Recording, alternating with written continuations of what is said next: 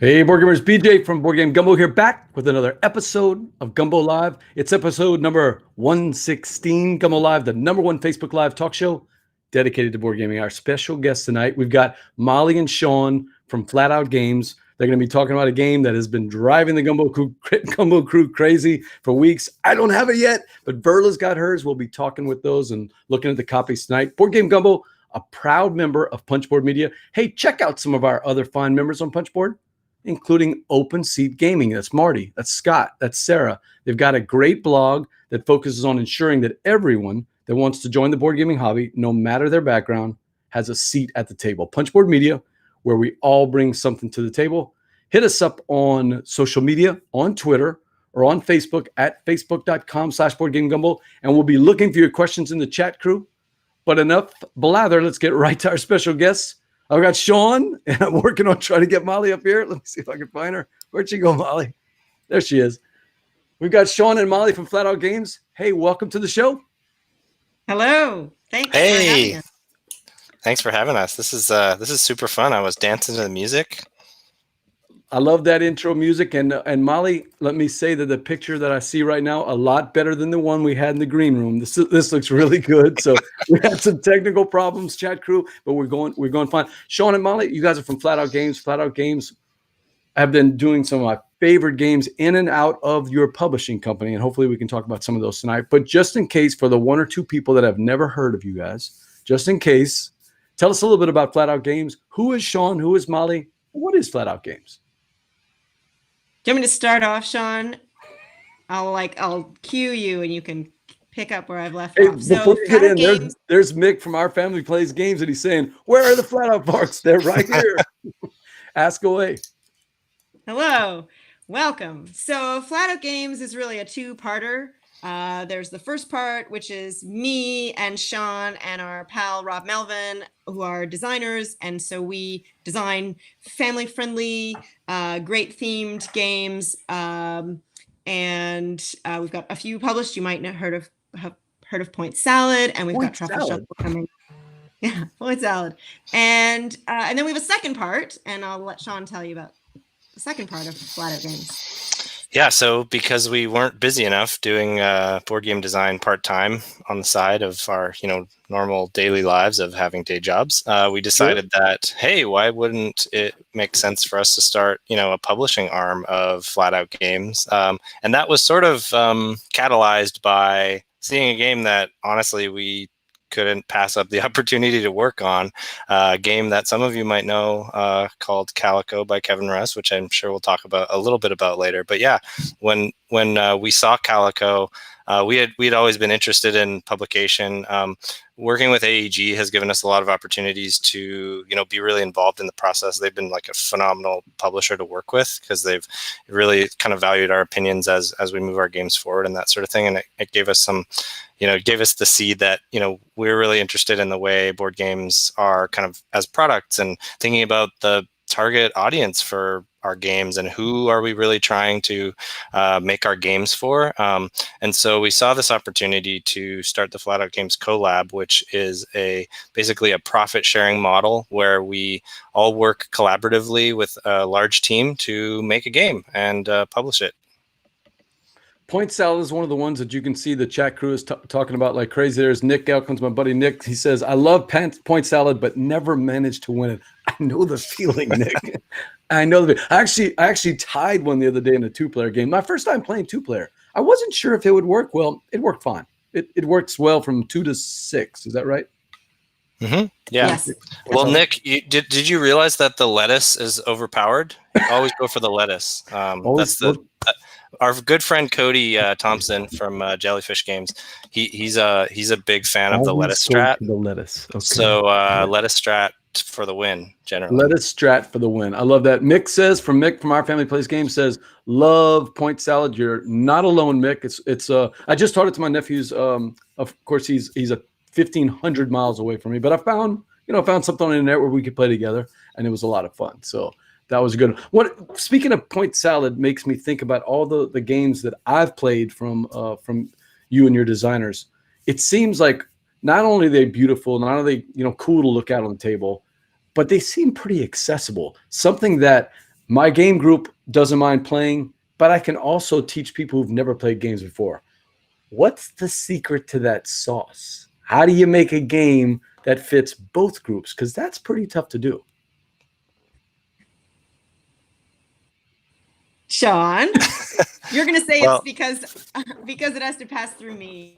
And I like that answer. so little patient. I mean, the thing is, like, the three of us, Rob, Molly, and I, all really have, like, it's weird because we have kind of similar tastes in games. Like, some of our very favorite games will like be similar, or like there's a lot of games that we all really love, but we also represent kind of a broad swath of like likes in terms of board game experiences and themes and all that kind of stuff. So honestly, I think the key is just thinking about just how like learning a new game is like the biggest obstacle, the biggest barrier to entry for players.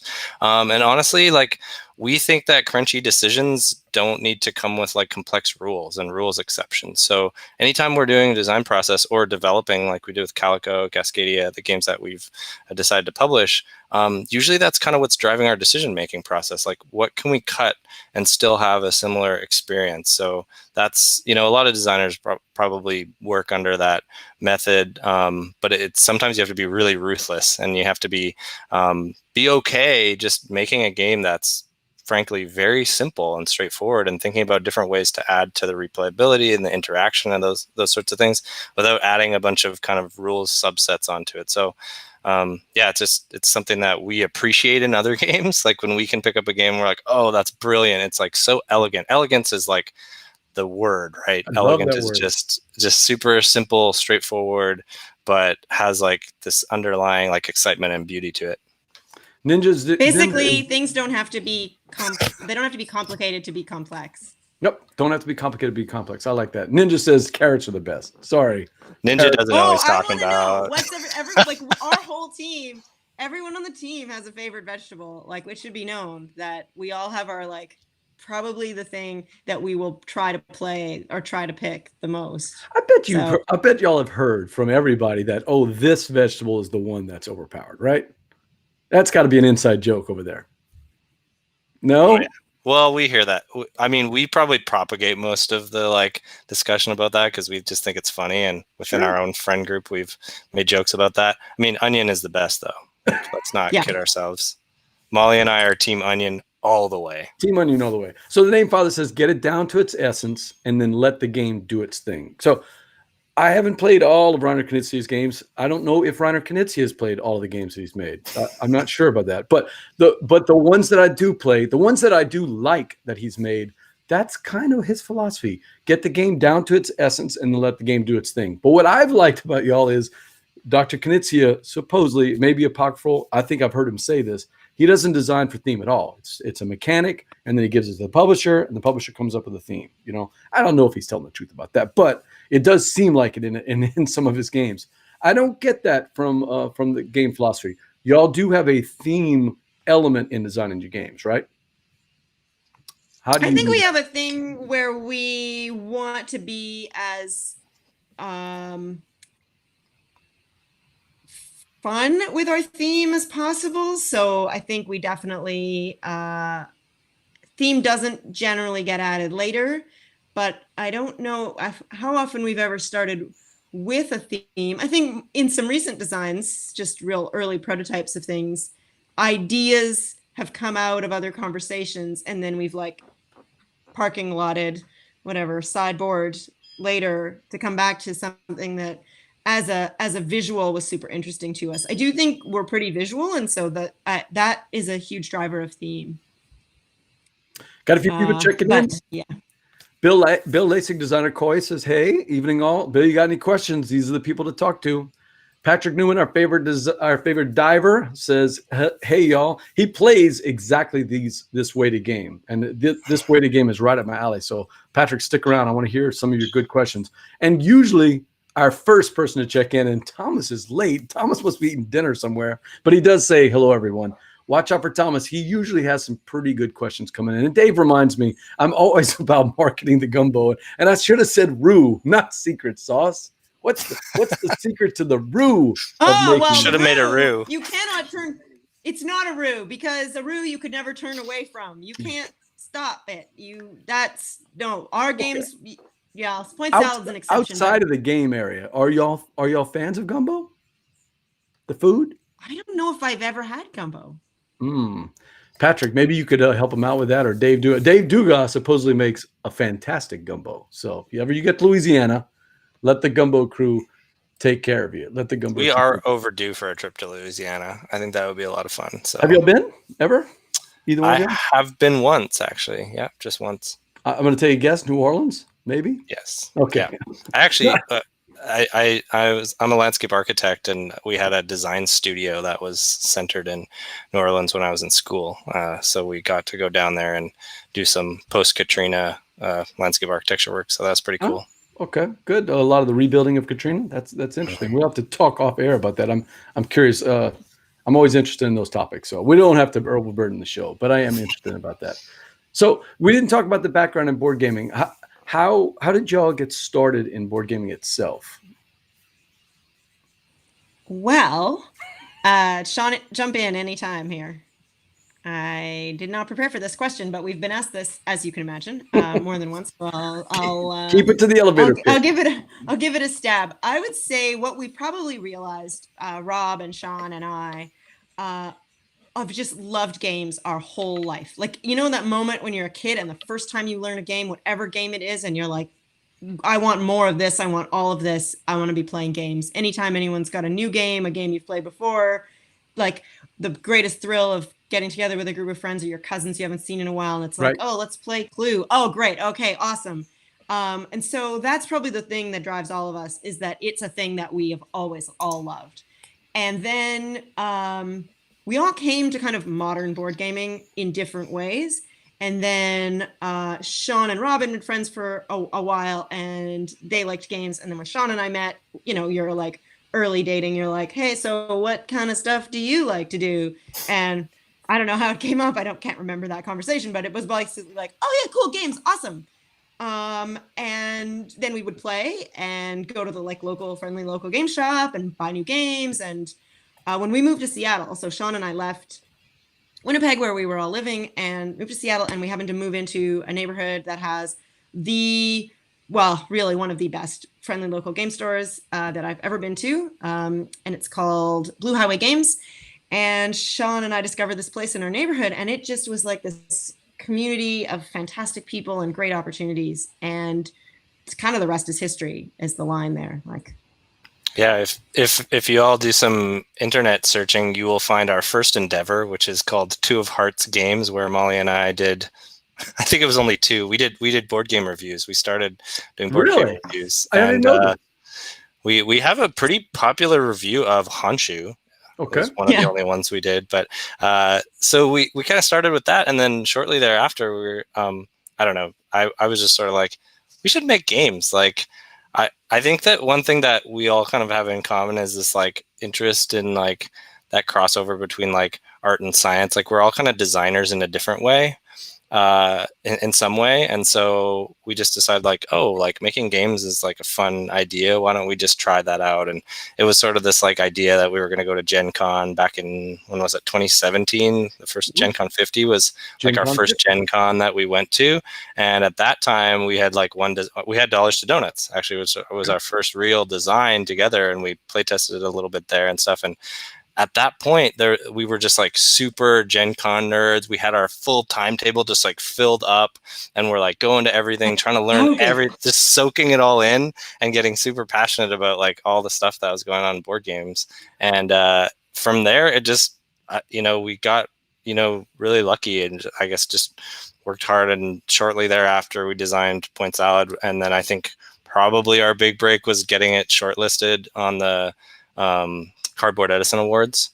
That was just like a holy crap, like there's a lot of, that was our big chance to like, that someone had recognized that we did something and it was like worthy of taking a closer look. So yeah, like it's just been a roller coaster since then. It's all been happening really fast, and we've just like decided that our thing was just going to be to take on new opportunities and just keep doing what we love. And the three of us have a really strong bond and a great friendship, and we just like love working together. It's really fun. Dawson said, you really should give that old design thing a try. You should try that out, Sean. Yeah, I happen to know, I'm not going to say anything, but I'll just say that I know how popular Point Salad was, that you had more than one suitor for that game. So congratulations on that. And it's a fantastic game. It's one that I have right here. I have the box underneath my monitor because I actually took it out and I have it in a backpack and I carry it everywhere. Forget the box. I mean, I just carry the game everywhere. And one of those little deck boxes like you see for Magic, just stuff the rules in there because it's one that I can pull out with any crowd. So, and I love games like that you can pull out with any crowd. You're lucky when you're the designer, they give you the nice French version. They send you a copy of the French version, which is in this cool little tin. I can't read it. Wait, show me again. I want to see that. What does it say up there? Salad du point. Salad du point. Du point. Salad du point. Nice. So, salad de point. 2.2 salad? What is that? It's point salad. Oh, strange. A salad of points. Salad of points. Well, the French thing is interesting. We always joke about different things. We're Canadian, and so obviously, you know, Molly is probably the most fluent in French. Molly? She's gone back to the ghost world, it looks like. Yes, I think she did. I'm going to send her back down till we can get her. You know, she's probably going to get her French dictionary. That's what it is, to correct my language. Yeah, exactly. But we think there's a lot of really interesting things in Canada, like product decisions, where there's these sort of like punny names that are like French, English, like mashups almost. Like there's a milk drink. And of course, milk in French is lait. And so there's a milk product that's called like Let's Go. So it's just like mashup of like an English expression using a French word or whatever. So Canadians get to have a lot of fun with like combining the two languages. Is this true? Thomas says the French version has escargot in it. Is that true? I think you're pulling. No, it's not true, but there are going to be, I think this is public. I believe it's public. This might be like a hot drop here for you. There are going to be point salad games in other regions that feature different vegetables. Oh, nice. So I might get in a lot of trouble for saying that, for teasing that, but there are other non-US versions that are going to have slightly different art. I believe there is one that has a mango that's already, I've seen photos of that around. I keep hearing this on social media about the mango. Hey, look, chat crew, don't say anything. Everybody's our little secret. We're just going to keep it here. So yeah, there's, I don't know if we've got her back or not. Yeah, one of the things that threw me off on social media with, I follow a lot of French designers and they always had that J2S. Did you ever see that? I never could figure out what is that J2S, and then I found out that it's just shorthand for them. Now I forgot what it is. I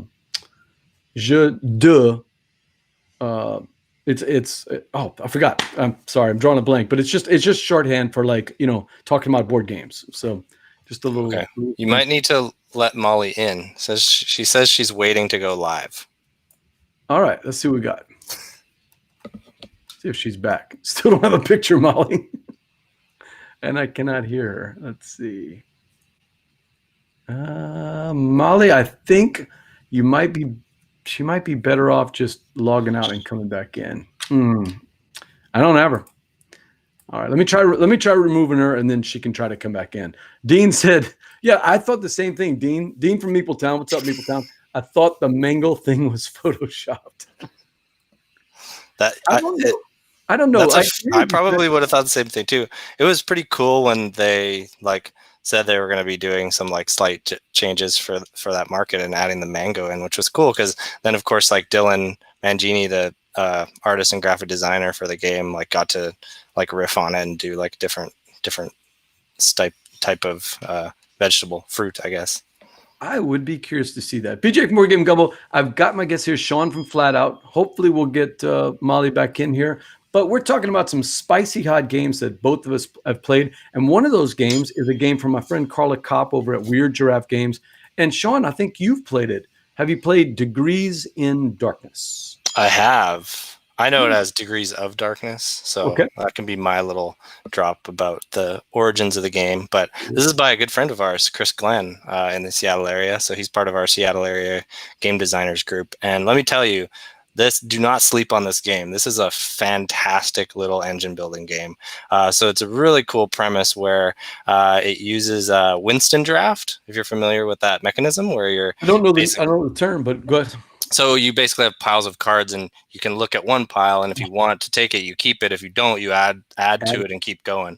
It's great. It's a great use of the theme because you're grave digging. So you're these students, I guess, not kids, students of the school of I guess it's School of Necromancy. And what you're doing is trying to build out, do your classes and trying to build out different potions and different concoctions and all those sorts of things. So you're gathering ingredients and then having to build these things. Lots of really cool little engine building elements to it. And, I love the kind of match of the theme. It's got kind of a Harry Potter feel to it, but a sort of slightly darker version of Harry Potter. Fun dark though, right? I mean, it's a gory dark. It was definitely dark. For a goofy kind of fun thing. And all of the illustration in the game is by Chris. So he did this amazing job on this prototype, and it just has so much soul and so much character to it. Look at those little moon illustrations. It's just fantastic. Cool? And he's got, I think I see the bone, what is it called? The bone sphere is above there. You can just see all the skeletons. Oh yeah, all those skeletons. It's just super fun. So it's a really great little game, and it's totally small footprint and everything, super easy to learn and all that kind of stuff. So I'm super, super, super excited about this one. It's gonna come in the typical Weird Giraffe size box. You can throw it in the front flap of your backpack. It was super easy to teach. I mean, the rule set wasn't really that complicated, but what I loved about it is it's got a bunch of delicious decisions when you're coming in, and it doesn't take that long, but it almost felt like it's like the Goldilocks of games. It wasn't too short and it wasn't too long. It didn't reach the point where I might have been able to use another turn or two, but it wasn't like I felt like, an engine building game, the frustrating ones, the ones where you work on your engine the entire game and you never get to run it. This one, I didn't feel like that. I felt like I was able to get my thing going, and I enjoyed that. The other thing that I really liked is when you're building up that engine, I was surprised that when we played the game, none of us had the same strategy. Some of us were going for the biggest point cards. Some of us were just, I'm going to work at the end and just try to get as many special powers as I can that I can just go. I forgot one of them. They just kept tapping it every single round. The one where you add more cards, you can draw 6, keep 4, and dump 2 more into the draft. That was an annoying one. That's an annoying special power for that person. They just kept hammering it away. And that's one of the things that I like. A small box game that can give me multiple ways of winning and give me a lot of variability. I'm all in. I'll be honest. I told Carla, I think this is the best game that she's published so far, or is going to publish. This might be my favorite one out of all the ones that I've played. I don't know if y'all played any of the other Weird Giraffe games or not, but. Oh yeah. Do we get to count Galactic Raptor games? Yeah. Count. Throw in Galactic Raptor. Yeah. Yeah. Animal Kingdoms is one of our favorites. I love Animal Kingdoms, and I especially like the roll and write. But I really like this game. I think this one just kind of sings to me. It kind of hits all the right notes. So I'm a big fan. Degrees in Darkness. I don't remember the date she told me, but it's coming up on Kickstarter relatively soon. So over the next month, you'll see. You saw Meeple Town's got a copy. They're going to be doing a preview. I'm assuming Dean and John will, and it's got a cool theme. So Steve says it's bright and it's dark at the same time. That's a dichotomy, but I'm telling you, it works in this case. It is not a gruesome dark at all. And of course, Ninja says, I always lose in Degrees in Darkness. Ninja, that's because you haven't played me yet. Remember? You haven't played me yet. Yeah, because Ninja, I have a long lost streak to your friend Jeremy Davis. So that is a tough one. And that's Degrees in Darkness from Weird Giraffe Games, designed by Chris Glenn. I didn't know the name, so I'm glad you guys gave me a little backstory. How do y'all know Chris? I mean, I know from Seattle, but is he part of your play group? Yeah, he joined the Seattle tabletop kind of meet. Used to happen in the before times on Wednesday evenings, and so yeah, just and he's one of the gang. He's one of the most like passionate, most Renaissance people I've ever like. He does all this. He puts like he just like everything of his is just like soaked in his character. Like to do all those illustrations and just like dive into it and I mean I just love his stuff. It's always really exciting and he is really excited about like bringing a theme out and those sorts of things. So I've just learned so much from Chris, just from his passion and the way that he approaches game design. So what I thought was interesting about his illustrations, and I saw in the box that he was, part of the illustrations. I didn't realize he was the illustrator, but the coolest thing is the more you look at each of the pictures, like you see things you hadn't noticed before, tiny little details that he puts in there. So kudos to him. That is Degrees in Darkness, coming out from Weird Giraffe Games. Should be hitting Kickstarter pretty soon. BJ from Board Game Gumbo. I've got my guest Shawn. I told you Molly was coming back, and she's back. And we're talking some of the spicy hot. I didn't touch anything. It just, I just suddenly was gone from it. Yay, Microsoft! Yay! We're talking about some of the spicy hot games we played recently, and I played a game.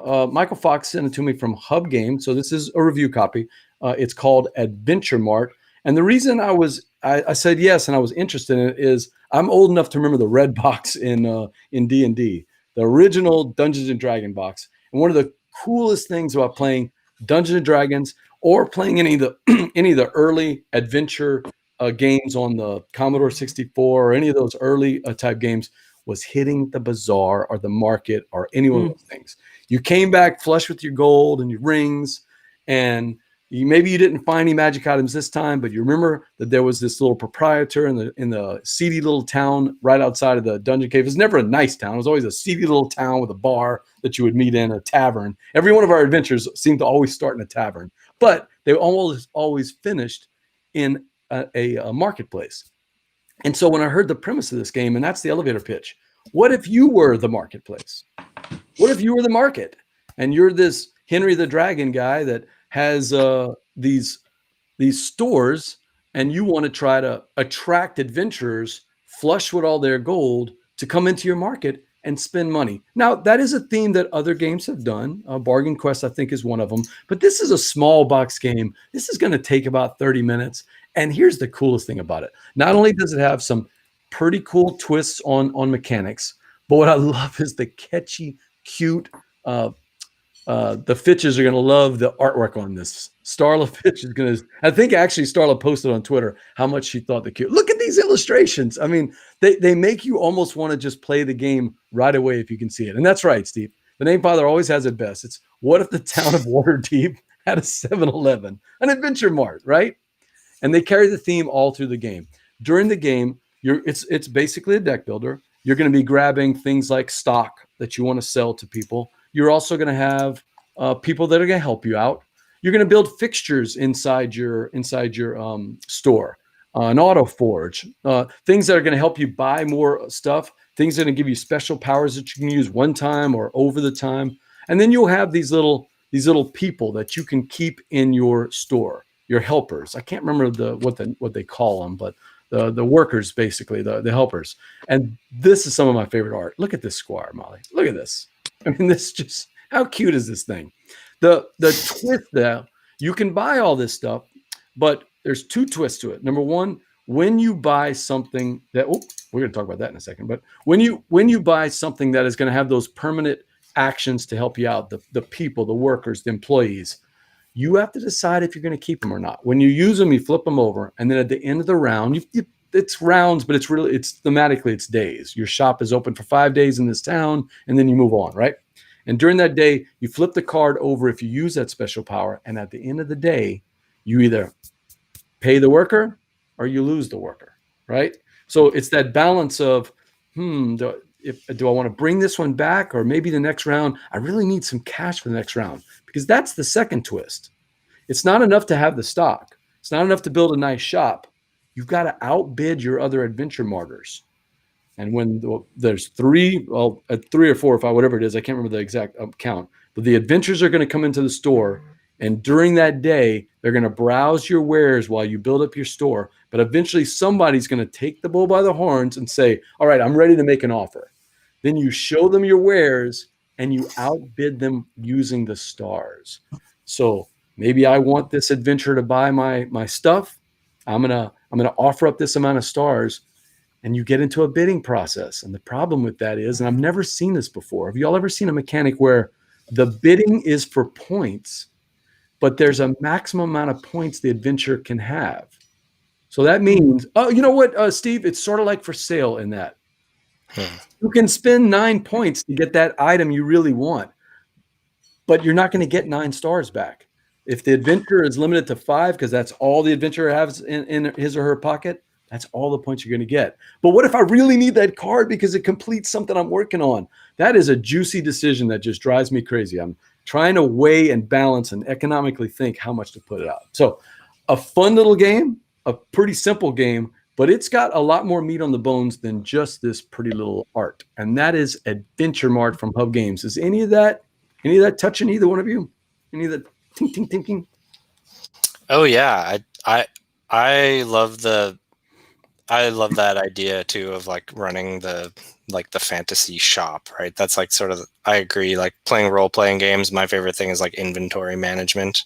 I'm like, yeah, just gonna grind it out for a few hundred hours on this Final Fantasy game, but like getting the right materia and like figuring out what all my gear is going to be, like that's the kind of fun thing about customization and stuff. So anything that's themed in that way, I mean the art looks like it's like that's a chocobo there basically, right? Or not a chocobo, but a moogle. I don't, my pronunciation's off, but you know, it's got that kind of feel from some of the early like Final Fantasy cartoony stuff. So it's pretty cool.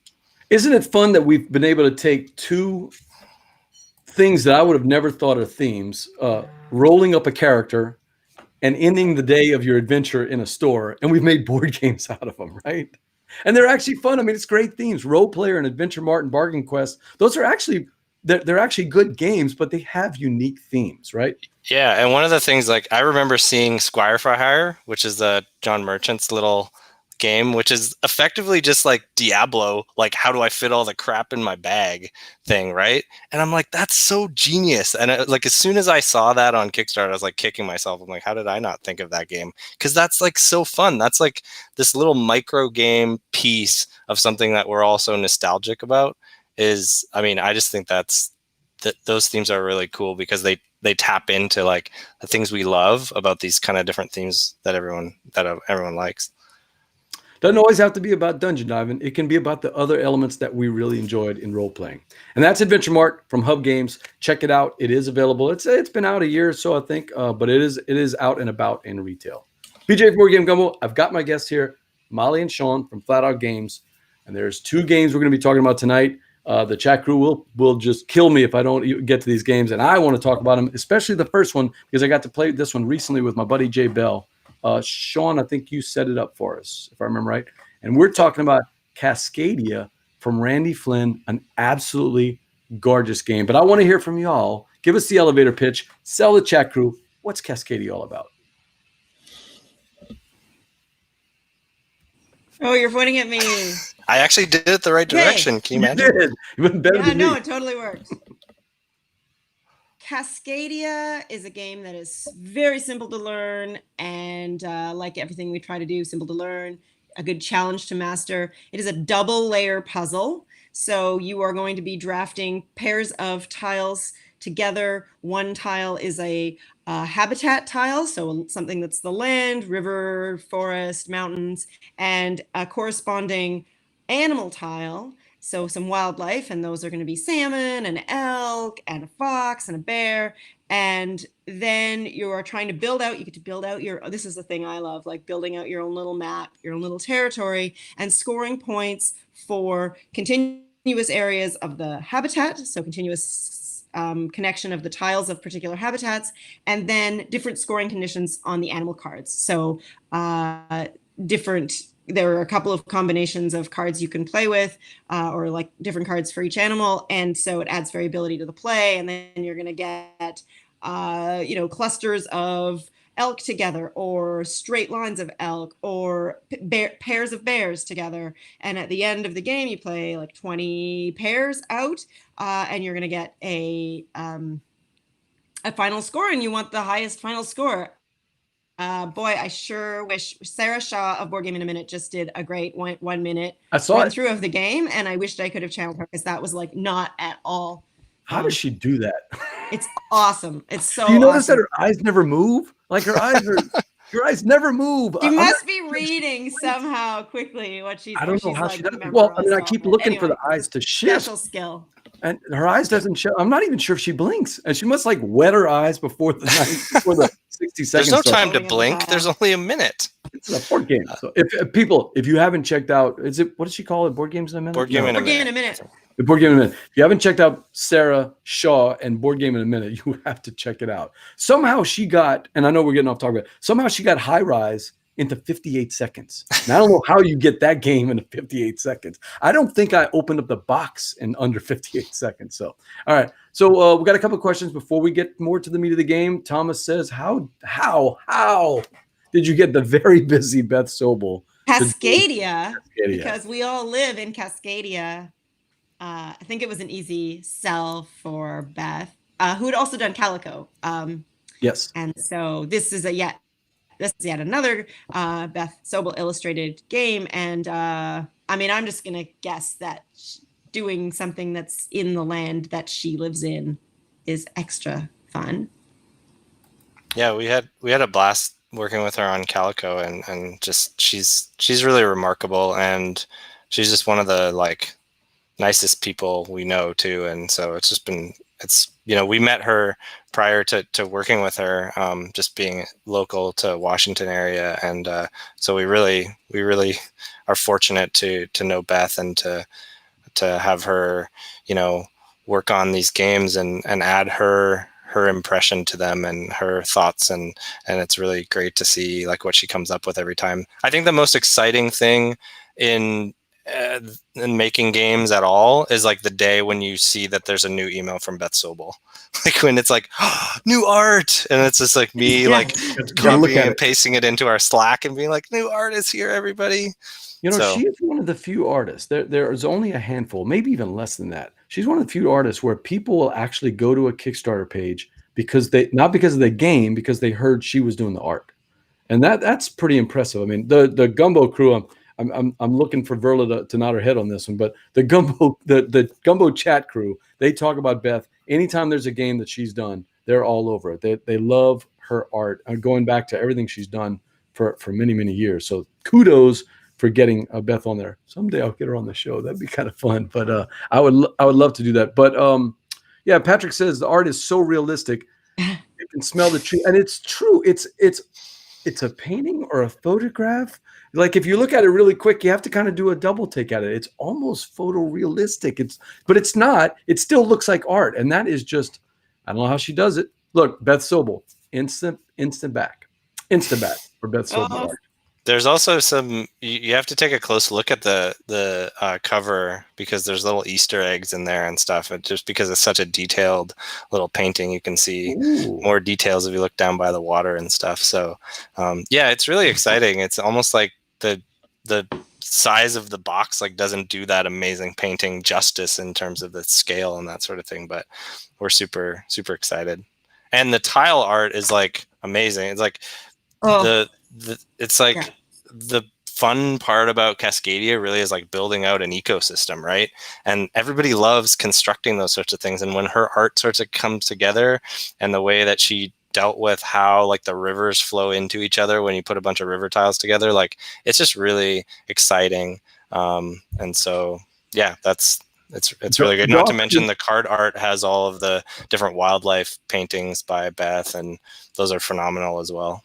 I haven't seen him say anything, chat crew. Maybe you can get him to say something, but it looks like Ninja and Dawson are saying Randy is actually in the chat crew. So, hey, Randy.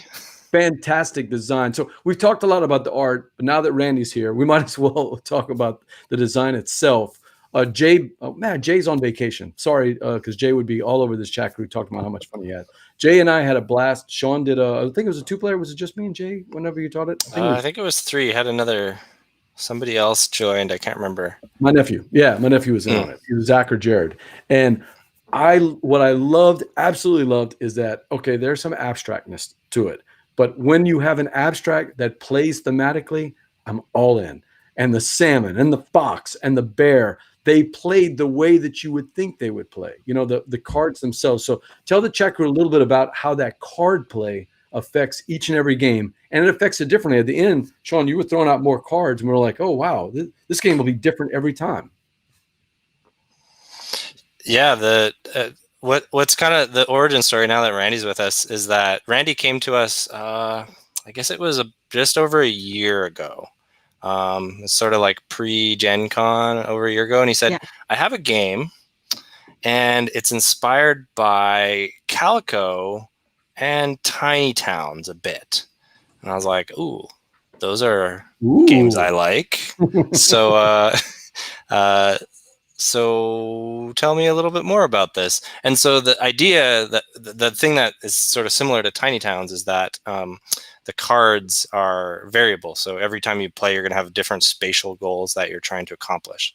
So the way that works is that, you know, you'll have a fox in one particular game. Here's a good example where we have the cards. These are some of the kind of basic ones. And they all score a slightly different way. So this particular fox just wants to be surrounded by other different types of animals. And the hawk wants to be, you know, in a place where it can see another hawk, and each pair that can see each other are worth 3 victory points and that sort of thing. And the salmon always want to be in different runs, which means that, you know, they have to touch 2 other pieces. Oh, hey, Beth. Beth's on. We were just talking about Beth. Isn't that weird? Hello, Beth. Thanks for checking in. We appreciate you. So yeah, so this is all variable. So the spatial goals that you're going to have every time, there's like, you know, over 100 different combinations of cards that you can play with. So what we're doing is there's a family mode that simplifies it all down so that all of the animals score in a similar way. You're just trying to create groups of them. So it's really good for if you have younger kids, or if you want to just like start to get into the game, but don't want to have to deal with kind of that much information overload. We would obviously recommend, we have a starting recommended set of 5 cards to start with that are kind of the most straightforward, but incrementally building up a game so that it works with different game groups. As it goes back to that thing we talked about at the start of the show, where just thinking about like, how do you make this work for a broader audience, but then also still be really great for gamers and your game group and that sort of thing. And we think that games that are kind of modular in that way, that can be kind of like expanded upon, are really, really great. And Randy has been doing an amazing job, like working. Randy's kind of been on board through this whole process as a developer, thinking about all these things and pushing the game forward. So one of the cool things about the collab is that like we get to work with the designer, and they get to kind of enter into the whole team, and we're all just working together collaboratively, and we're all excited about pushing it forward in different ways. So yeah. Molly, what jumps out? The art, the mechanics? What's the first thing that hits you when you see this game? Well, I played it as a prototype, so it was totally the mechanics and the puzzle for me. So I think it's probably the puzzle, but I feel like what Beth has done with the art is it just pulls you in to the place in a way.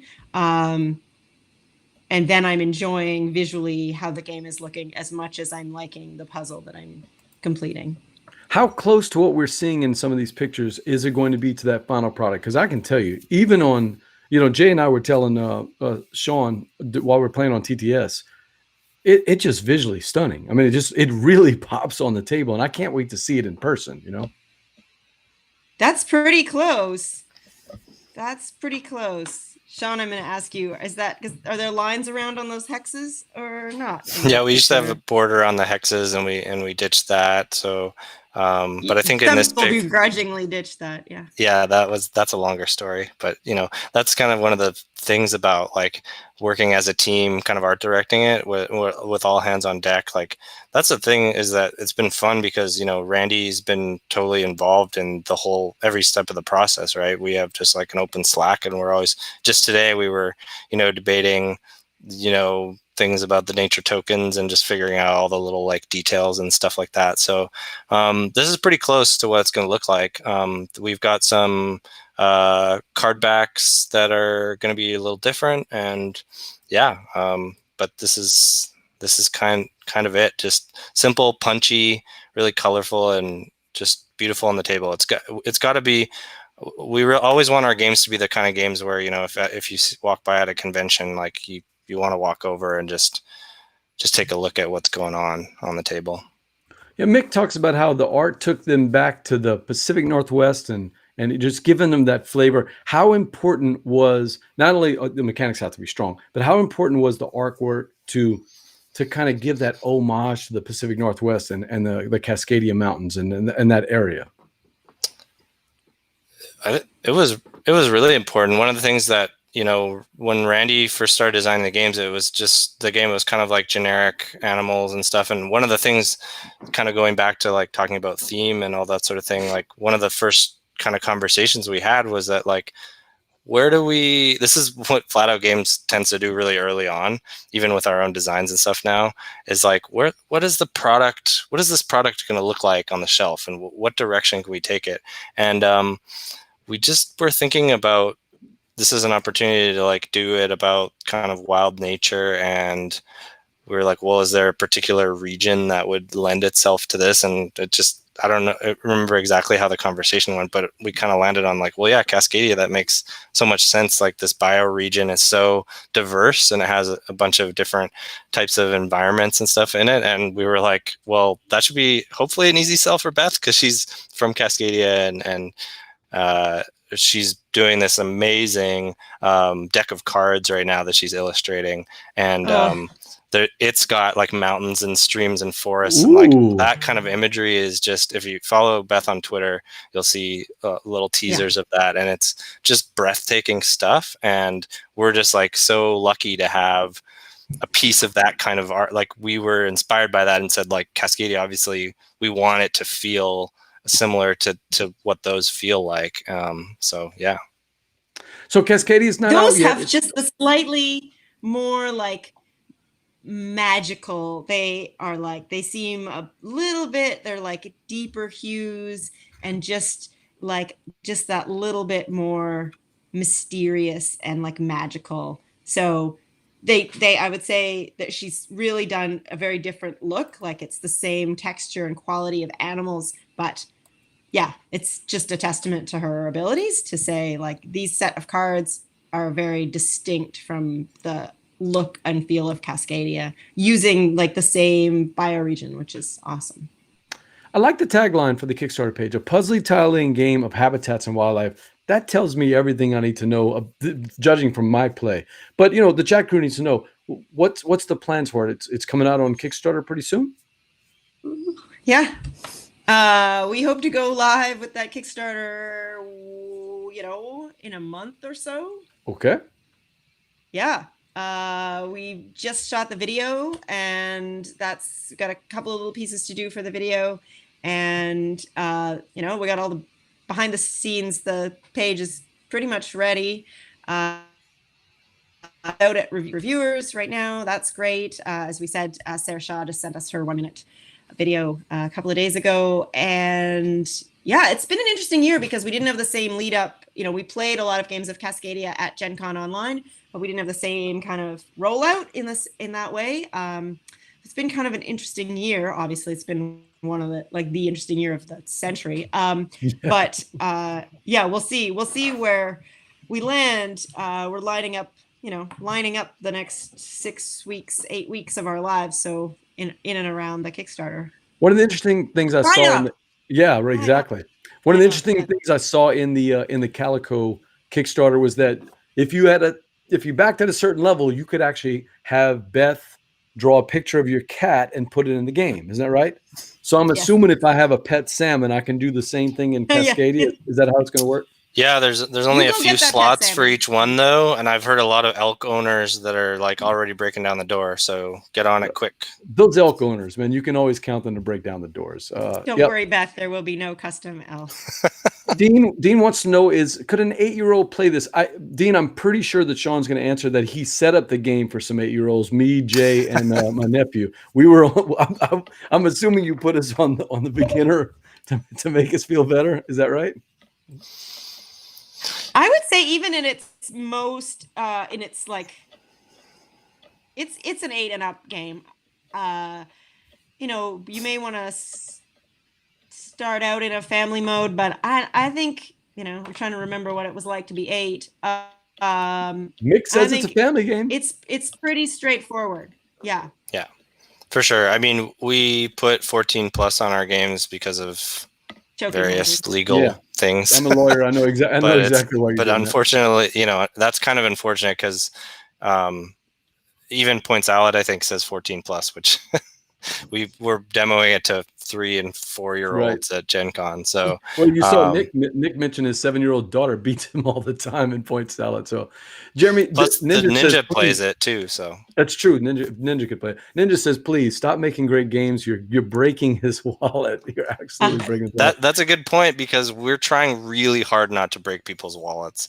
I think that's something that we feel pretty strongly about, is that we feel we can make a great $40 game, and we feel like we can put it on Kickstarter for $29 and still be able to make a go of it. And we have the luxury of being very privileged to be able to do this as a hobby and to get games out there into the world. And part of our passion is just helping our friends put games out there. But we want to deliver like a really great game that you don't have to feel like you have this FOMO to spend $129 on, add all these things adding up to it, blinging it out. I mean, it's just we're and the long game for us is we want a game that's going to do really well in retail. We think Calico as a $40 retail game is great, and we think our backers that got it for $29, that's great for them, and we're super grateful for everyone who supports us, and we obviously can't do it without the backers. So that's really, really important to us. The sort of like value that we're giving to our backers is hugely important. So we try really hard to make sure we can get it all in there and make the price really reasonable. The Name Father wants to know, can you get Calico as an add-on if you back Cascadia, or is there going to be something like that in this campaign? That's a good question. We still have to figure out where stock levels will be and stuff like that. So we're not 100% on that yet, but we're going to try and make something work where folks can do something like that if we can. Jordan, take a listen to his podcast if you haven't checked it out. It says 29 looks like a steal for this game. No Cube Zone says 29. It looks looking good. Alex says when he was at Great Fox Games, they had a 14 up on creatures and cupcakes.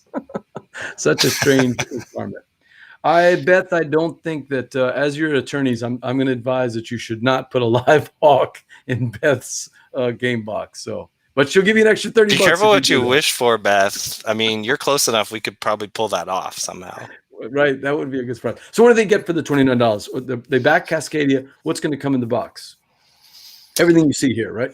Yeah. So that's there's 100 like deluxe wooden wildlife tokens that are going to be painted and screen printed and stuff like that, and then all of the cardboard. We're hoping that with enough stretch goals, we can really one of the things that we're hearing from Calico backers is like, wow, the production in this is awesome, but it wouldn't have been able to be awesome without all the backers getting those stretch goals to get thicker tiles and all that kind of stuff. So we're hopeful that we've got some things up our sleeve that if we get enough funding, we can keep adding to the quality. And we're usually fans of just upping the quality of the game components with a lot of the stretch goals. So keeping it simple, there's not a lot of gimmicks to it. It's just let's make this thing the best possible game it can be. But yeah, you get around 100 tiles and 100 tokens and score pad and all that kind of stuff. So it's going to feel a similar amount of stuff to Calico. There's a canvas bag and all that kind of stuff. So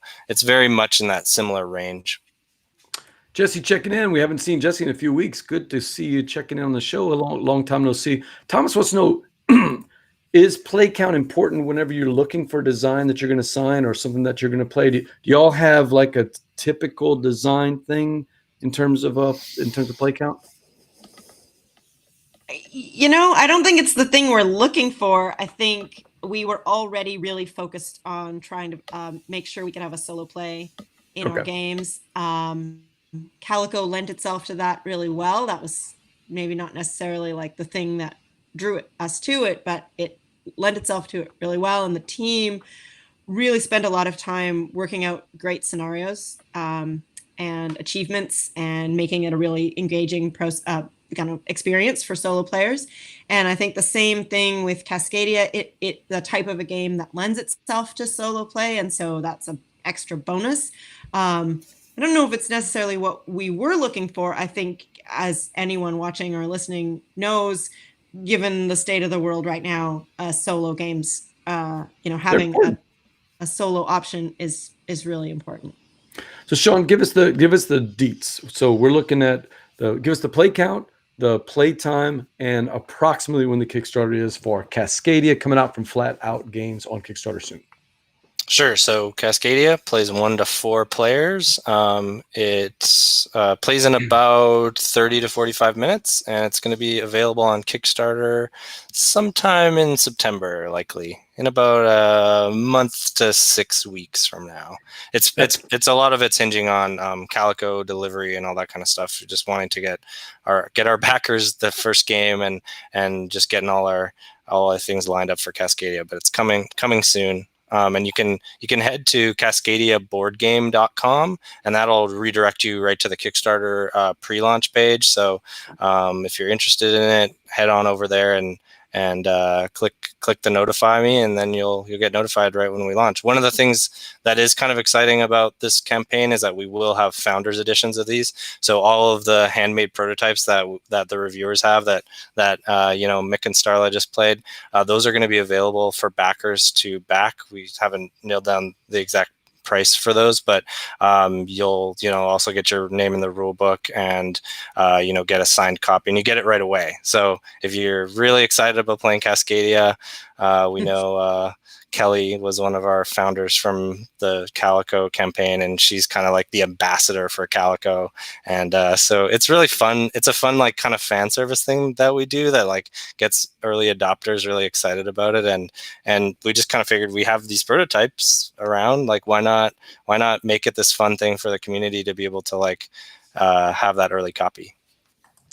That is an awesome idea. And that is Cascadia coming out. Look for it around September. It's going to be out on Kickstarter. It's a puzzly tiling game of habitats and wildlife. I got to play it. If you check out the blog, you should see some notes whenever we played it. BJ from Board Game Gumbo. I've got my guests here, Shawn and Molly. One more game to talk about before we get to our board game. I can't have you on the show, then we can't talk about Calico. We got to make sure that we bring that in. So I've got a couple of pictures, and I'll tell you, this is not pictures I took. These are pictures from the Board Game Ambassador. She's been posting them, making me jealous with her pictures. Saw those today. I haven't got my game yet, but this is Verla's pictures of Calico, and well, you can tell she's an Instagrammer. Look at this; it's got the right shading and the framing and all that. Not like my terrible pictures that Carlos always yells at me about it. But for people that haven't heard of Calico, and I'm sure they're not watching this show tonight, but just in case, give us the quick elevator pitch. What is Calico, and give us some details about if they can still pick it up somewhere. Is it still out there?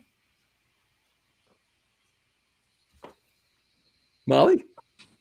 Interrupt me at any point. So I'll start with the basics. It's so funny. I was on a pitch thing the other day, and I was giving people advice, and then I just did a terrible job of explaining Cascadia. But we're going to edit all this in post. Don't worry about it. Oh, before you get started, so you can collect your thoughts, I got to ask one question for Shawn. One question for Shawn. Shawn, bag of spiders. Bag of spiders. Bag of spiders. I was waiting, Jeremy. I was going to say at so many points in this earlier conversation, I was going to say, no, it doesn't come with a hawk, but it comes with a bag of spiders. Or like, can I give you my 1 sentence review of bag of spiders? You filled my house with a bag of spiders. What is your 1 sentence review? Is it the same as Eric's, which is just nope? No, Eric laughed at mine. My 1 sentence review. It's the greatest game about plastic spiders that I ever played at BGG 2018. That's probably accurate. That is an honest review. Greatest. I actually backed the project. We backed it all. I backed the project during the Kickstarter project, and we had a contest when Jeremy was on the show. And Adam still hasn't picked up his copy, Jeremy. So I don't know what that says. But Adam, the winner, still hasn't picked up his copy. But I carried it around in my truck, ready to deliver to Adam Austin. But anyway, back to Molly. Molly, you were telling us about Calico. Okay, so Calico is a puzzly tile-laying game for 1 to 4 players. Like Shawn mentioned, plays about 30 to 45 minutes. And in the game, what you're going to do, everyone has their own little quilt board. And what you're going to do, you'll start with 2 tiles in your hand. I guess they're private information. And what you're going to do is you're going to do 2 things on your turn. You're going to play a tile and then you're going to draw a tile from the market.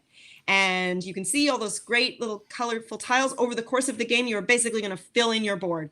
And you're going to be aiming for scoring points in 3 different ways. The first way is to meet the scoring objectives that surround those 3 tiles that you can see in the board. So there's 3 spots where there are different scoring conditions. There are many different tiles that you can put in there to meet the scoring conditions of the 6 tiles surrounding that central hex. The next thing you're going to do is be looking for the patterns. So in the photo, you can see different cats have different score different points, and they want slightly different patterns or scoring conditions. But then they also want the patterns on different tiles. So Millie, that little calico, she's looking for flowers and ferns in this game, and she's going to score. Now I'm totally blanking on how many points Millie scores, like 3 points for any 3 of those patterns connected. And then, so you get points for your cats. When you meet the scoring conditions, you put the cat down on the board, and then you'll score it at the end. And the third thing you're going to do is try to get clusters of 3 of the same color of tile together. And so you sew a button on your quilt. And 3 ways to score, lots of variability, and that's it. Calico. And that is, I mean, that's a wrap up. That's everything about Calico. I actually got to, now Verla has her copy, but I have one over her. My buddy Ninja got me hooked up with Kevin, as you can see in the pictures, and Nick. Oh, yeah. Jeremy, I don't remember who the guy in the red shirt is, so you're gonna have to help me out, Ninja. I'm just drawing a blank. It was Gen Con last year, very first day. We were pretty bleary-eyed. I think it was the first day, and Kevin had his prototype of Calico, and I was blown away so much. I think the Kickstarter campaign was about to kick off right after Gen Con. I backed it right. Yeah, I backed it right away. A month or 2 later when it came out. So I'm waiting for my copy to come in, but I absolutely had a blast playing it. So Alex from the Dukes of Dice. Oh, by the way, Alex, I don't know if you noticed, I'm wearing my Dukes of Dice shirt today. I didn't know Alex was going to be here. He said he was sick. He wasn't going to be in the chat crew, but his girlfriend Abby loves games like Patchwork. And that's the kind of game I love. Tile laying games, any kind of puzzle type of game. How, Molly or Shawn, do you compare Calico to Patchwork? It doesn't have the time mechanic, so it's not going to have that part if that's what she likes, right? I'd say it's pretty similar. Really, like Patchwork is also elegant in that there's not really that many rules to learn, but the strategy is really deep in terms of the time. And Patchwork is one of, if you go back to the archives of the Flatout at the Table podcast, you can find a show with Molly and Rob discussing Patchwork, because it's one of Rob's very favorite games. Oh yeah. And he goes like total deep dive on Patchwork. So if anyone's a fan of Patchwork, should listen to that show. But I'd say it's pretty similar to Patchwork in terms of like weight. And it plays in a similar amount of time. I mean, if you've played Calico a lot and you're, it's a really great like couples game, because if you like just want to play a game over and over again, like Molly and I will just sit down and play it. We can play it in like 20 minutes. Like it's fast once you've played it a number of times. So yeah, pretty similar. Calico. That's very similar to says. She thinks that Calico's a lot prettier, and I agree. That's a good point. I agree. Especially prettier than that Americana one or whatever. I didn't look at that one very closely. We've been avoiding this subject. Everybody's getting their copies, but are there any copies out in the wild where people can purchase? And if so, what do y'all know about it? Yeah, well, we had a lot of retailers across the world actually express interest when we had our Kickstarter campaign out. So there were boxes of 6 that went out across the country, across the world, to a few friendly local game stores. So there are some copies out in the wild through them. And as you know, it's going to be in retail probably in October this year. I think that's the word on the street.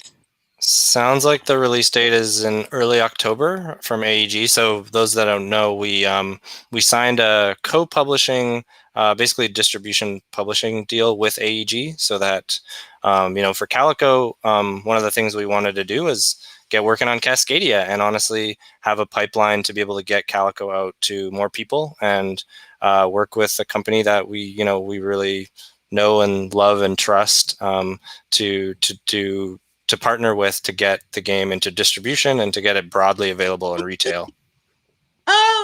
Oh, Beth, I am so sorry. I read prettier, but she said thinkier.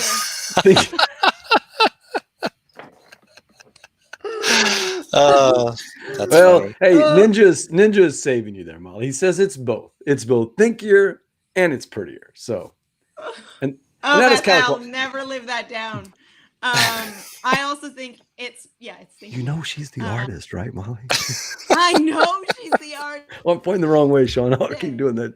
All right. I heard her say something like that exactly, but That's gonna be fun. Oh, so that's Calico coming out. So a new edition coming out from AEG Games in a co-partnership with Flatout Games. So that should make those excited in the chat crew who haven't played it yet, and you should. If you haven't played it yet, you should play. Kevin Russ is a wonderful person to visit with. Wonderful photographer. If you've ever seen his stuff on social media, and such a cool, smooth, thinky, puzzly little game. That's pretty easy to teach and seems to have some replayability. I only played the one time with Ninja when I got my butt whooped, but I think there's going to be some replayability because all the tiles that come out, the different cats that come out, are all going to be different when they come out. So it's going to have all that. And working with Kevin's been phenomenal. And the Flatout Games collab has just been this like snowball rolling down a big hill, right? And so now Kevin is so incredible to work with. Where he's involved with Cascadia, like he's doing development for us and helping with all kinds of other stuff. He laid out the rule book to Calico, which I'm super. We're super proud of just how clean and clear all that was, and he's helping work with Cascadia as well. So, thanks to Kevin for trusting us with his amazing game, and we hope we can do it justice and get it out there to the masses. I'm bringing in the board game ambassador, Verla, who we borrowed some of her photographs from. Sorry, Verla, I couldn't get them all in there, but I tried to get some of the ones that you had. So, Verla, as you know, her mom is a huge fan, a super backer of Flatout. So, Verla, any questions for Kevin, for Sean or Molly? You guys have a thing for tile laying games, which I love. It's one of my favorite mechanics. Do you think you'll just keep running with that? Do you plan to introduce anything else in some other games? Ooh. The thing I realized as you were saying that is that we love playing them. So we just want to make games that we want to play. So there's a very good chance of that. Yeah. Nice. Yeah, I can tease that we have that. I'm just going to say that nothing ever comes in twos. That maybe there's a third kind of puzzly tiling game on the horizon for I wish y'all could games. see the name father's face right now. He's like his eyebrows are raising slowly up to the top of his head. So if it doesn't come in twos, Steve, that means no, not fives, threes. All right. So yeah, sure. I bet. Hi, Mick. All right, so Molly and Sean, that's some great info on Calico. Good question, Verla. But this is a board game show. And you know what we have to do in a board game show? We got to play a board game. Steve, are you in the can you guys hear Steve? I haven't heard anything so No. far. All right, hold on. How about now? Steve, are you talking? I am. Oh, wait, here we go. All right, there you go. Okay. There we go. Can you hear me now? I forgot to send you up to the stream. All right, so it's a board game show. I've got Sean and Molly from Flatout Games, and Steve, our ever-present game host, the name father, is going to tell you a little bit about the game we're going to play tonight. Well, we've got an interesting little treat here. We're going to do a special two-person single game envie. The envie game is when the guests come in with a game that they have in mind. It could be a favorite game or a grail game. They think of it. They have one. They've told us that they have one. They haven't told us what it is. We're going to have to play kind of a 20 questions game here. Verla, BJ, and I will ask the questions in audio. We'll be looking for questions in the chat. But we're going to try and narrow down what game they have in mind. If they had the perfect setup, the right people, the right time, what would they play right now?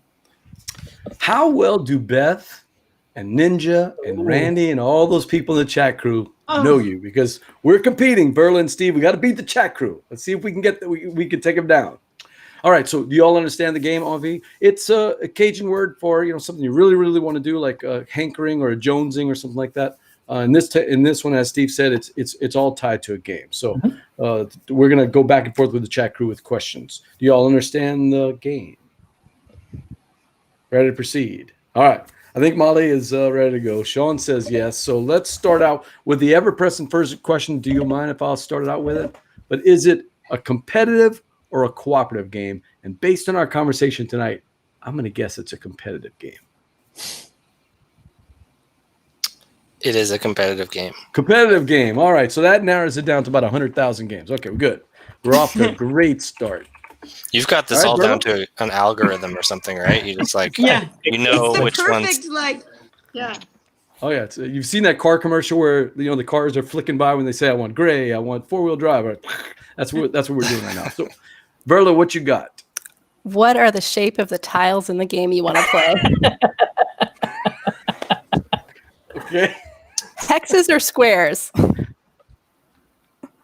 So, I'm making. There are some some here. little tokens. Molly, you're There giving are away too much some- information. That wasn't the question. Thomas wants to know: is it a tile laying game? And that's kind of following up on your question, Verla. Is it a tile laying game? It is not. Oh, Oh, Verla. So it's not a tile laying game. Interesting. well, they said they Alex's they like favorite to play. question. Alex's favorite question, which always helps us win. If the game I have the is answer. flavor ice I have the cream. answer. What- Let's hear oh it. my God, Alex! Somebody has an answer for you. Okay, go ahead, Molly. Sean, maybe you'll disagree because you hate mint so much, but it's a mint chocolate chip game. Okay. And while he's saying that, Beth, yes, that's what we're doing. We're doing the Envy game. They know a game they really, really want to play. If they could stop the show right now, the perfect group, the perfect setting. It might not even be a game they own. It could be a game that they've just always wanted to play.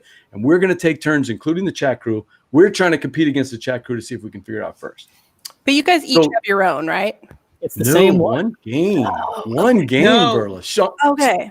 Steve threw a twist on us. Okay. They know the game and we don't, but it's only one game. So Molly says it's a mint chocolate chip game, and Shawn says a weak yes or a strong yes. Yeah. Yes. Okay. Strong He says yes, that. yeah. I'm going to follow up on that. If you're saying mint chocolate chip, I'm thinking sweet and refreshing. So is it a game that could be kind of played in 30 minutes, or does it have to go longer? Alex, what did you do with this show? Where are we going with these questions? It's like the food theme show. No, That's just where right, the so- food themed game. time at the time. Is it a short and sweet filler game, or is it a longer game? It's a longer game. Okay. Longer Well, game. Beth wants to know: is it an unplayed prototype? No, That's a good no. question. Because that would have been really tough for us to guess. You'll never get it. Mick wants to know: is it a euro? Would you consider it a euro? Good question. Wow, Jesse's got That a is guess actually, already. I think that's a really good question. I don't know what you. Jesse's throwing the guess out. He says it's mint delivery. He knows what it is. Is it? Ah, No. No, that game is definitely a short and sweet game. Right. So So hard to classify. Other cards. maybe Hard not to- a euro? Would you say it's a euro, Molly? You She's thinking. no, Okay. I wouldn't. I think Not a I euro. think I agree with that. No euros. Does it have I was- cards? Kelly wants to know if it has cards. And It she's does a have super cards, backer, so we Kelly move her Jean. question right up. It has cards. Yeah. Yeah. Super It- chat. Worker It does. It does have No. cards. Thomas wants to know, does it Yes, have the worker cards. placement? Yes to cards. Does it have a worker placement mechanic in it? No. All right, so to recap, we got a competitive game that's a longish game. It's card-based. It is not a euro, maybe not exactly a hybrid. It's a chocolate chip mint chocolate chip game. Beth wants to know, if you lived in the world of the game, would you be sad, neutral, or happy? Good question. Such a good question. Oh, Happy? Really? I think confused, I think I maybe? personally would be sadder than happy. so it's either sad or happy, but are they sad or happy dice? Are the dice happy or sad? Kelly wants to know if there's dice in the game. Oh, no dice. Good dice. No dice. No Oh, dice. No, no you know dice. that we have a die in our logo and yet have never designed or published a game with dice Yep. yet. Meepletown, Dean from Meepletown says, was it designed in the last 2 years? Ooh, is it the hotness? Are y'all fans of the No. hotness? Yeah, I'm looking forward to playing some games again soon, but it is not a new game. I mean, it's not the last 2 years. Mick wants to know if it's got minis in the game. It's a good question, Ooh. Mick. Ooh, I bet it does. It's Oh, Steve, this is a hint right here, Steve. This is a Figures hint. of some sort. I guess it's a no. It could. It But could. A reskin blinged out version of this game might have Oh, many. wow. All right, chat crew, strap it on. Let's go. Now we're getting somewhere. So here. the answer is no, but it's like kind of a soft no almost.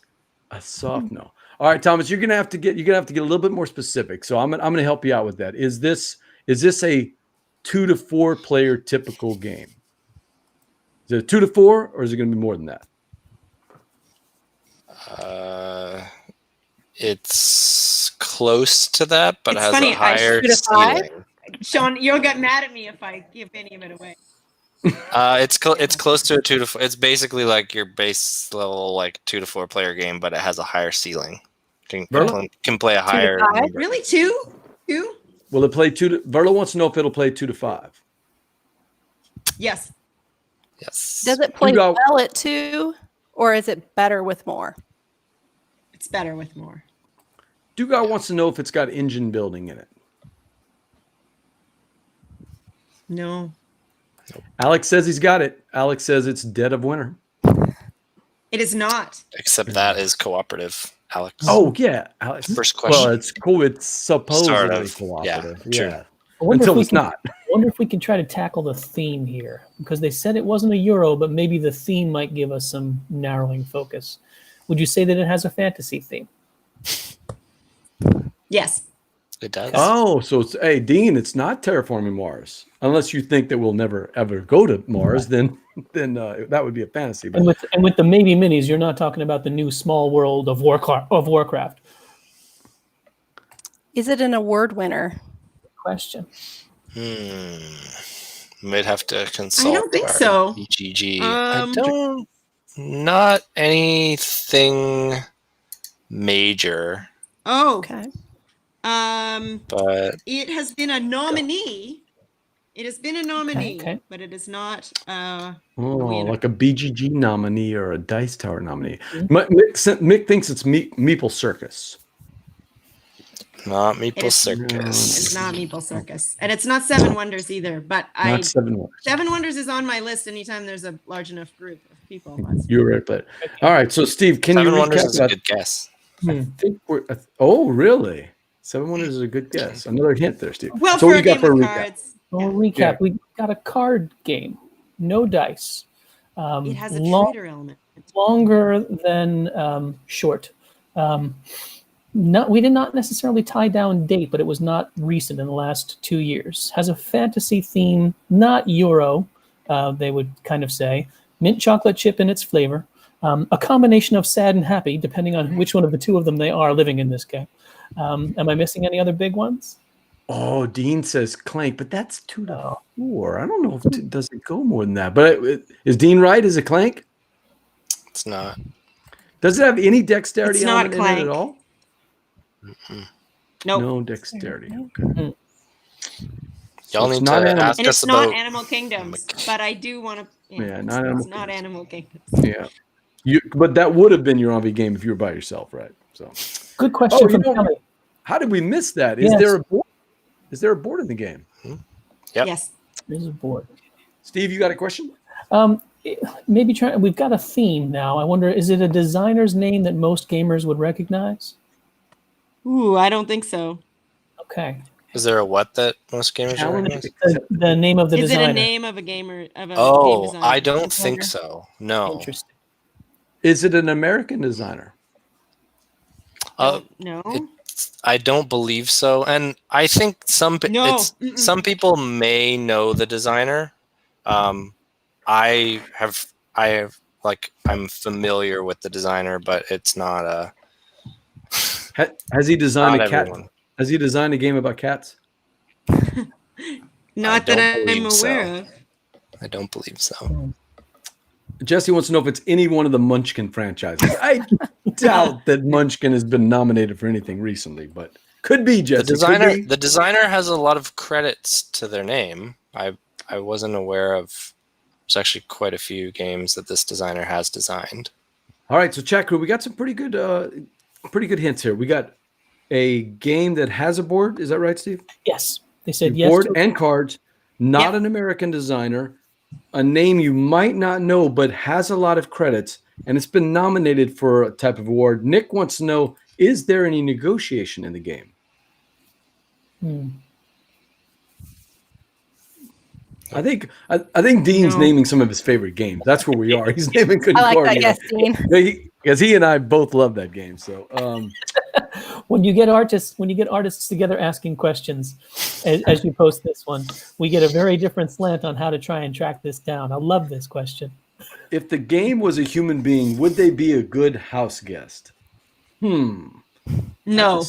I feel like they're nice I on said the. I would be happy there, but I don't think that. I think they're nice on the inside, but kind of menacing on the outside. Okay, I think that was a fantasy. That makes sense. Definitely chaotic, neutral, chaotic, good, chaotic. Another good question. When it came out, was it an expensive game? More than $50? Close. Let's just say it's around $50 game. Yeah. Yeah, Jesse, don't forget it's got a fantasy theme. So our buddy Chenier's game is not going to be in that New York 1901. But Jordan's got to go. Well, of course, Jordan's going to ask this. Jordan from the No Cube Zone says, "I have to ask: cubes or no cubes?" Jordan, that was sneaky. That's a good one. No cubes. Or no cubes. No cubes. In the No Cube Zone, and he got you know what? the show. Is this a game y'all have played before? Okay. So it's not an on-V that you want to play. It's a game you have played and want to play again. Is the Was game it still on in? Kickstarter? Oh, it's not. It's not New York 1901. Yeah. Was it ever on Kickstarter? I don't think Verla so. wants to know. I don't know. Is it still in print? Good Oh, I question. hope so. Yeah, I can give you a big hint. Do you want a big hint? I think we may Thomas need wants to know if It's- it's it's not- Never it Cthulhu was- based? It was not on Kickstarter, but the company that made it is often on Kickstarter.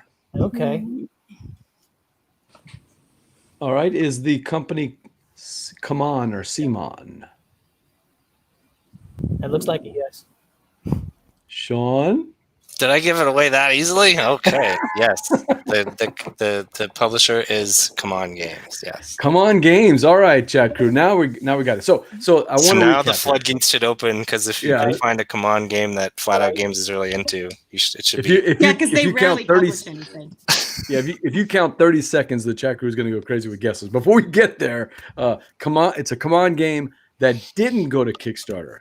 Oh, Dean's got it. I bet it's Ethnos. Bingo, bingo, bingo, Oh, bingo, Dean. bingo, bingo, Dean. bingo. Good job, Oh, Dean. Dean. Ding, ding, ding. Nicely done. He did the Meepletown people proud. Yeah, look, here comes all the guesses. Modern Art, Rising Sun went to Kickstarter, Ninja. Ethnos did not, though. Now, Ethnos, what I want to see, if Beth's still in the chat, is Ethnos with Beth Sobel art. Because Ethnos is a fantastic game, but it's butt ugly. I'm sorry. It is If anyone my has a dream- hookup it's at like Come a On. dream project. There we Not go. only is this the dream project or the dream game when there's a big enough group, it's so great. It's everyone in our group, Rob and Sean and I all love this game. It's in our top 5, probably, definitely top 10. But the dream project is to reskin that game. Ian O'Toole doing the board and Beth Oh. doing all the cards. And the internet breaks when it hits Kickstarter. The internet breaks. I can't do any work. The TV shows, all the live TV shows cancel because they can't broadcast out of the stars' homes.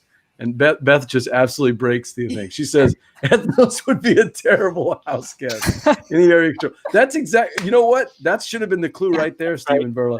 That was an excellent question from Beth. It would have been a terrible one. Got to give a quick shout out to Dean here. If you could see Dean right now, he'd be wearing a big, proud grin. So there's a little people town Oh, card. Johnny Meeple loves that one. Very nicely done, Steve. The thing about Ethnos is like, don't sleep on this game because of the box art or whatever, right? Because it's just one of the most brilliant, like simple designs. And Rob was really the first one to play it, and he was like, guys, and he talks about it all the time. He's like, 2 to 6 players, and every turn is like it's just grab a card, do some stuff. Like it's just so freaking elegant, and the way that it combines set collection and area control in this really fun interactive way, it's just brilliant.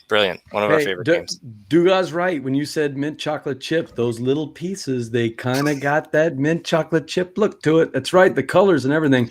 Yeah, Alex says the designer Paolo Mori, a lot of other good designs. Hey, we got Libertalia, which is one of my favorite games of all time, and a game a lot of people slept on was a game called Duga, help me out. I think it's called Blitzkrieg. It's a little tiny. I'm not a big war gamer. Little tiny box game. Only takes about 30 minutes. If you like Watergate but want a little bit more, right, Steve? Yeah, Steve's giving me a thumbs up. You want Watergate, but you want a little bit more combat oriented, going after each other rather than just the card play. That's going to be Blitzkrieg. I thought I had Duga. I mean, I had him all over the board, and I forgot about the instant win condition. And he got me good with that one. So, yeah, that is a cool one. I have not played a Roman Bingo, so I don't know Rise of Augustus yet. I feel like I played it because I played Ecos, but I'm not sure if it's the same game or not. So, there's Johnny Pack says Ethnos is good. It was licensed from a publisher, Spaghetti Western Games. Is that right? Okay, I didn't realize that they didn't develop it. So that was one sort of like what they've done with Lorenzo. They found a good Euro and they published it. So, hey, that was a fantastic joke. That's a good tidbit. Yeah, and obviously you see that the chat crew approves of your choice, because that's a game that is still very, very popular. I think it would be even more popular if it looked good on the table. So, isn't that right? All right, Verla, I'm gonna. You have anything you want to say to Sean and Molly and I that you have them here? You and your mom, the big fans of Flatout. Oh man, we just love it. Keep them coming. I'm looking forward to the next one. All right. Well, thank you both for being such big Flatout Games boosters. We appreciate it. I mean, like we always say, that the backers are just like hugely important. Like the backer experience for like a tiny little like publishing company like us, it's epic. So thank you both for being there on day one and helping with Calico. It's pretty awesome. Yeah, absolutely. And, a fellow group of Pacific Northwesterners, that just gets our support as well. So we're really excited about that. Big thanks to the chat crew. We had so many great people in the chat crew throwing out guests and also questions. And that is the Envy game brought to us by our friends at Game Toppers LLC. Hey, Sean, make your game nights a showstopper when you play on a Game Topper. That's our friend Berkey over there with the Game Topper. He's a big sponsor of the Southern Board Game Fest, and that's why we like to mention him on the shows. That was a lot of fun. Verla, I'm going to send you down while we close out the show, and that was awesome. And Steve, the big winner of the night, Steve, the chat crew goddess, Dean Dunning, right? Dean, and another little highlight of the night is thanks to Beth Sobel for jumping in unannounced on the chat. She was an extra special treat to have along with Sean and Molly tonight. Absolutely, that was a lot of fun. All right, board gamers. That is it for another episode of Gumbo Live. We lost Molly. I'm not sure what happened to her. She was having some technical problems tonight.